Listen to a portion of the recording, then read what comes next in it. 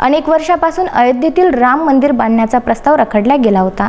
त्यात अथक परिश्रमानंतर 5 ऑगस्टला राम मंदिर बांधण्याची मुहूर्तमेढ ठरली आहे।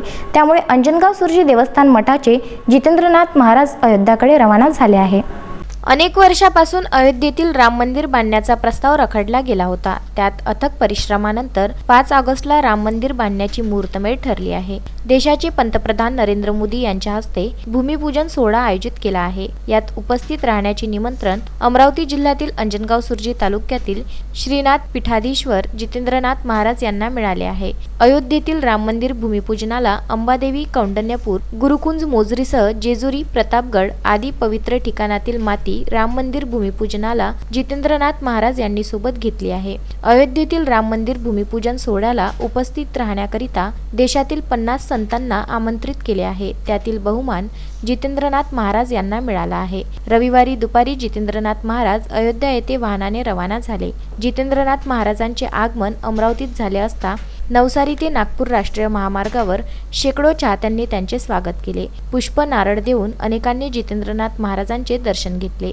त्यातच अनेकांनी महाराजांना राखी बांधून भेटवस्तू दिल्या। यावेळी जितेंद्रनाथ महाराज यांनी भक्तांना प्रसादाचे वाटप केले। श्रीरामाचा यावेळी नागरिकांनी नामघोष केला। अमरावतीमधून अयोध्येला नवरत्न घेऊन जात आहे। मला आलेले आमंत्रण हे विदर्भातील रामभक्ताचे आमंत्रण मिळाले आहे, अशी प्रतिक्रिया जितेंद्रनाथ महाराज यांनी स्पष्ट केली। यावेळी विश्व हिंदू परिषदेचे विजय शर्मा, गणेश जोशी, भाऊ सदवर्ती राहुल बिरंगी, संजय श्राफ, अनिल मिश्रा, विशाल कुलकर्णी, नगरसेवक तुषार भारतीय यांच्यासह अनेक रामभक्त मंडळी उपस्थित होते।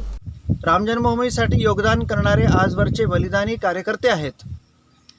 भारतीय जनता पक्ष ज्यांनी राष्ट्रीय क्षेत्रातून राष्ट्रसेवा आणि हिंदू समाजाची सेवा केली त्याचे प्रतिनिधी आहेत आणि असे अनेक प्रतिनिधी उपस्थित आहेत।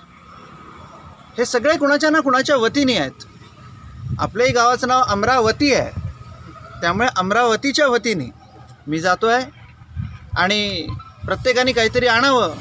मलाही सांगण्यात आलं तुम्ही नवरत्न घेऊन या, मी नवरत्न घेऊन चाललो आहे। अशा अनेक काही वस्तू आहेत। याच्याबरोबरीने मुख्य म्हणजे सुमारे 62 स्थानांची माती, मृत्तिका आणि पवित्र जल माझ्याकडे जमा झाला आहे। आपल्या विदर्भातल्या कौंडण्यपूर असो, त्यानंतर अंबादेवी, एकविरा देवी असो, अगदी गंगा गोदावरीपासून त्र्यंबकेश्वर कुंभस्थानापासून, अरबी समुद्रापासून, जेजुरीच्या खंडेरायापासून, प्रतापगड, शिवनेरीची मातीसुद्धा माझ्या गाडीमध्ये आताही आहे। रायगडाची माती माझ्या आत्ताही पण याच्यामध्ये आहे आणि विदर्भातल्या सगळ्याच पवित्र भूमीची माती आहे। देवनाथ मठातली आहे, गुरुकुंज मोजरीची आहे। तर या सगळ्यांच्या वतीने हे सगळं घेऊन चाललो आहे। तुमच्या हृदयातलं श्रीरामप्रेम मी घेऊन चाललो आहे, त्यामुळे हे सारं आपल्या वतीने समर्पित करीन। तुमच्या सगळ्यांच्या वतीने प्रभू रामरायाला दंडवत घालीन आणि या भारतासमोरचे जे प्रश्न असतील ते लवकर सुटू दे।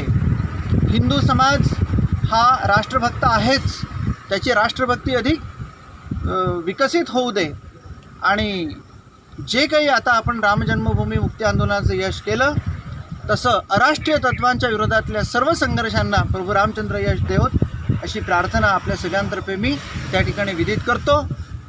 मला माहीत नव्हतं माझ्या बाजूला आमचे महानगराचे संघचालक मान्य सुनीलजी सरोदे पण आहेत। समस्त रामभक्तांना पुनश्च त्यांच्या हृदयस्थ रामाला प्रणाम करून आपल्या सगळ्यांसाठी इतकंच म्हणेल, जय श्रीराम, जय श्रीराम, जय श्रीराम, जय श्रीराम, भारत माता की जय, भारत माता की जय, सनातन वैदिक हिंदू धर्म की जय, सब संतन की जय, सब राम भक्तों की जय, तीर्थ क्षेत्रों की जय, पार्वती पते हर हर महादेव।